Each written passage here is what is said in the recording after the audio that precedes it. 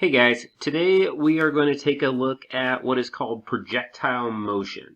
And again, if you had physics, you're going to have a head start on this. But if not, it shouldn't be a big deal. Okay, so when an object is propelled upward at a certain angle, so some angle theta, and with an initial speed, so there's a certain velocity, which is magnitude, how strong this object is being shot or thrown or whatever. The resulting motion is called projectile motion. So you're launching a projectile through the air. As time passes, the location of the projectile changes, both horizontally, it's moving away from you, and vertically. The object is going up and then it's coming back down. Okay? So we can use what are called parametric equations to track these two movements separately over time. So as time passes, parametric equations will keep track of the object in horizontally. So this is a horizontal parametric equation. It tells you how far away the object is from you. So x equals, it's the initial velocity, magnitude, times the cosine of the angle, t, because that's our variable, time. As time passes, the object's moving away from us. And then this is a parametric equation that keeps track of where the object is vertically. So it's negative 1/2 g. Now g is gravity. For all of our problems, we're going to be using 32 feet per second squared for gravity. In a lot of physics classes, you probably use meters, so you use 9.8 meters per second squared, but we're going to be using 32 feet per second squared in our problem, so that'll be a 32 right there. Time squared plus your initial velocity times the sine of the angle. Now, if you look at these, that makes sense. Cosine is your x direction. It tells you the x location of your angle, and sine is your horizontal, is your vertical. Okay, it's how much up the angle is. Okay, t plus ho. Now this h, this is your initial height. Okay, are you on the ground or are you like on top of a building? So that's what that could be. Now if you look at this, this is a quadratic. You've got a t squared, then you've got a t, and then you don't have a t. This is a constant. So this is a quadratic equation, and that's going to come into play here in a second. Okay, so that's all you need to know. This is a parametric equation for the x, or the horizontal location of the ball or the object or whatever, and this is your vertical equation. So take a look at the first example. Suppose Jim hit a golf ball with an initial velocity of 150 feet per second, so that's our initial velocity, at an angle of 30, so that's our theta, obviously. 30 to the horizontal, they're just telling you they're measuring it from like 0 up, that's 30, off of a 2-inch tee. So find parametric equations that describe the position of the ball as a function of time. So x equals our initial velocity, 150, times the cosine of theta, so cosine of 30, and then t. Now, if you want, you could plug that in your calculator. We could simplify that. 150 times the cosine of 30 and get 129.9. So x equals 129.9 t.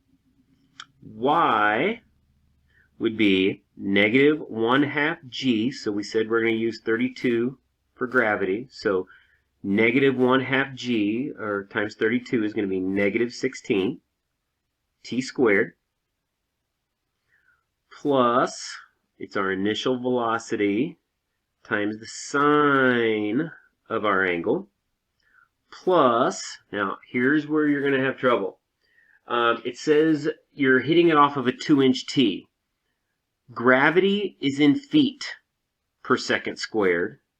Our velocity is in feet per second, but they gave us this in inches, so don't put a 2 right here. It's not 2, it's 2/12 or 1/6. But it's 2 out of 12 inches. It's 1/6 of a foot. We need this to be in the same units. Okay, so that's in feet, so that needs to be in feet. Now I can simplify this. Negative 16 t squared. I can do 150 sine of 30, which is going to be 75. T, oh, forgot my t in that. Plus, and then if you want, you could take 2 divided by 12 and convert that into, I guess we can convert that into a decimal. I'm going to call that 0.167. Okay, I'm going to go out a few decimal places, and that's where I'm going to round. All right, so there's my parametric equations. All right, example B. How long is the ball in the air? All right, well, let me make a super obvious statement. The ball is in the air until it hits the ground. That's how long the ball is in the air, until it goes up, it completes its cycle, and then it hits the ground. So what we know about the ball when it hits the ground is that the vertical distance is 0.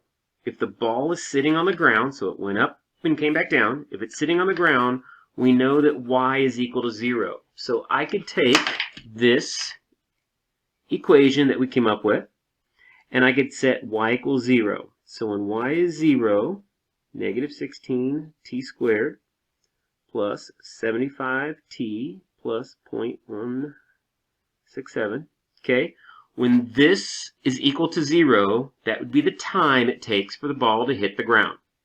So, what did I say earlier? I said this is a quadratic equation.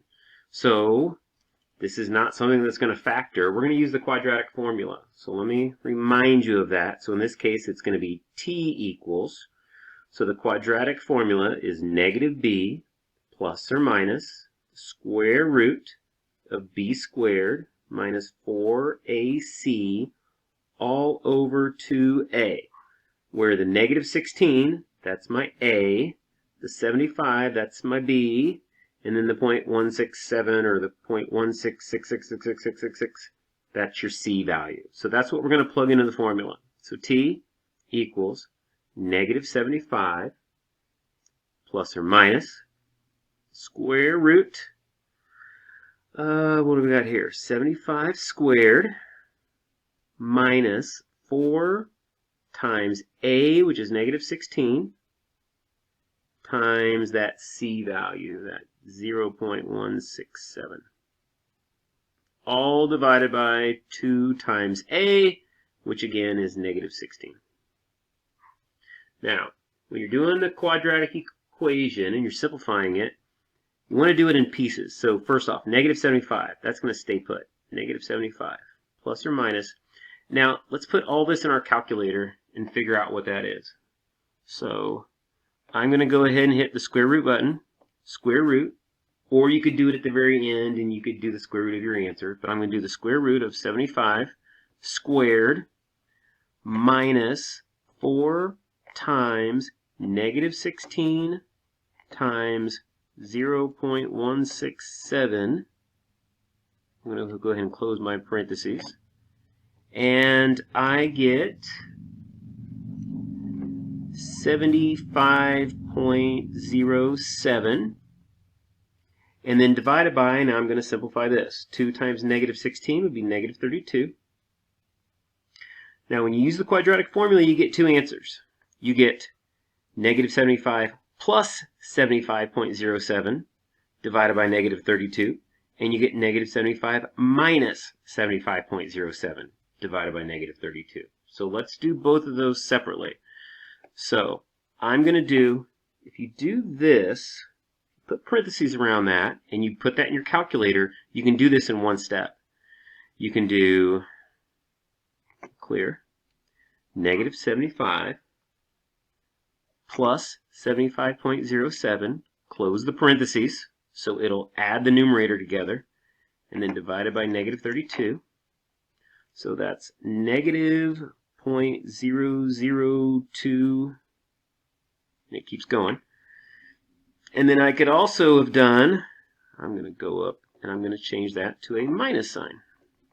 Everything else stays the same. And I get 4 points. So let's see how we want to round this. I'm going to do 4.69. I'm going to give myself a couple decimal places. All right, so I've got two answers. Now, how long is the ball in the air? That was the question. Well, negative 0.002 doesn't make sense. Okay, we didn't go back in time. Okay, so 4.69, that is our answer. Now, don't totally discard this. We're going to use this here in a second. Okay, but this is how long the ball is in the air. It was in the air for 4.69 seconds. Okay, now, C, when is the ball at its maximum height? Okay, well, that's what these two numbers are. These two numbers are going to tell us something. Okay, when is the ball at its maximum height? The ball went up, and then it came down. So here's where the ball was. The ball was on a T, and we hit it up, and then we hit it back down. So we want to know, when is this occurring? When is this high point? Well, we knew the ball was in the air for 4.69. So from here, it took 4.69 seconds to get here. This negative 0.002, that's how much you would go back in time if the ball had been on the ground. Okay, we started 2 inches above, so it's negative 0.002, so it's like 0.002 of a second is the time it would have gone from the ground up to this starting point. So if you're at the starting point, you're going backwards. It's kind of like you're going back in time to complete this parabola. Well, this high point is directly in the middle of these two, like these x-intercepts of your parabola.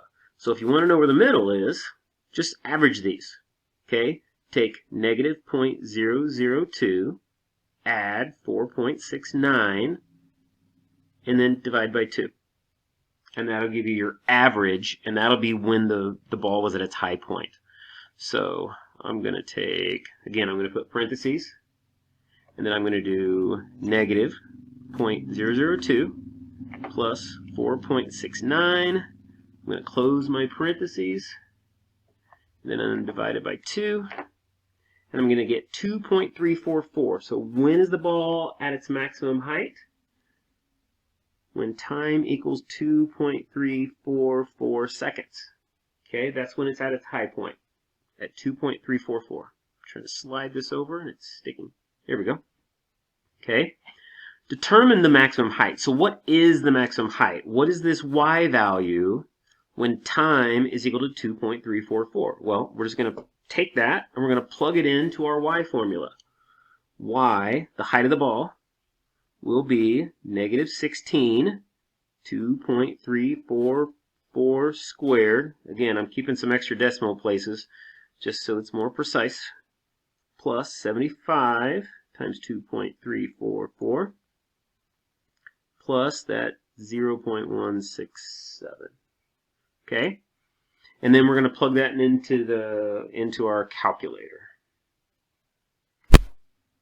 All right, so I plugged all that into my calculator, and I got y equals 88.06 feet. That's how far, that's how high that high point is. Okay? All right, last question. Determine the distance the ball traveled. Well, that's our x equation. It tells us how far it traveled. And we know that it traveled for a total of 4.69 seconds. So x equals 129.9 times 4.69. Plug that in our calculator, and we should get about 609.25 feet. Okay? All right, so second example. Manuel kicked off in a football game using a 3-inch tee. So again, that's your height. That's your initial height of this object. With an initial velocity, so that's that VO, of 66 feet per second at an angle of 40 degrees with the ground. So find parametric equations that describe the position of the ball as a function of time. So again, you can use these formulas. So flip over to the other formulas. So x equals, so it's your initial velocity, 66, times the cosine of 40, t. So plug that in your calculator. 66 times cosine of 40 should get about 50.56 t. And then the vertical formula. Again, this is feet per second, so we're going to use 32 for gravity, so negative 1/2 times 32, so negative 16. That's how your formulas are going to start off, t squared. Plus, and then it's going to be 66 times the sine of 40, plus, and then it's a 3-inch t, so that's going to be 3/12 of a foot. So let's simplify. So 66, turn on, 66 times the sine of 40, I got 42.42, so 42.42 t. For some reason I keep forgetting to put the t on that. And then plus 3/12. Well, 3 divided by 12 is 0.25, it's a quarter. So 0.25. So those are my two parametric equations. So what I want you to do is I want you to see if you can do B, C, and D. So pause the video, see if you can answer these. Use the example we just did to see if you can follow along. And then play the video and I will walk you through what I did on these. All right, so here's my work. Okay, so how long is the ball in the air? The ball is in the air until it hits the ground, and when it hits the ground, we know that the height is going to be 0. Okay, so I set this equation equal to 0. This is my A, B, and C that gets plugged into the quadratic formula. Be careful, make sure you make that a negative 16 when you plug that in. Be careful when you're plugging that in your calculator. You're going to get a minus a negative here. So you should get a number that's a little bit bigger than this number because you're taking that and you're adding something to it. Okay, and then I got two answers. I got negative 0.006 and I got positive 2.66. So that's our answer for how long the ball's in the air. That's when it's hits the ground over here. The negative 0.006 is where takes into account the fact that the ball did not start on the ground. But that is going to be used in our next step. The next step, determine the maximum height. First, so again, we're trying to figure out this. What is that y value right there? Well, first I need to know when that y value occurs. So I took the two end points, my two answers here, I averaged them, that plus that divided by 2, that's your average, and I got 1.327. So that's the amount of time that it took for the ball to get to its high point. So I then took that time, plugged it into the y equation, so there's my time, I just plugged all that in my calculator and got 28.4. So that's the maximum height that the football traveled. And then the last question says determine the distance. So how far away from Manuel did the ball land? Well, here's the horizontal equation, 50.56 times the total time the ball was in the air, and I got 134.49. I went ahead and rounded that to the nearest tenth. So 134.5, that's how far away the ball landed. And that's it.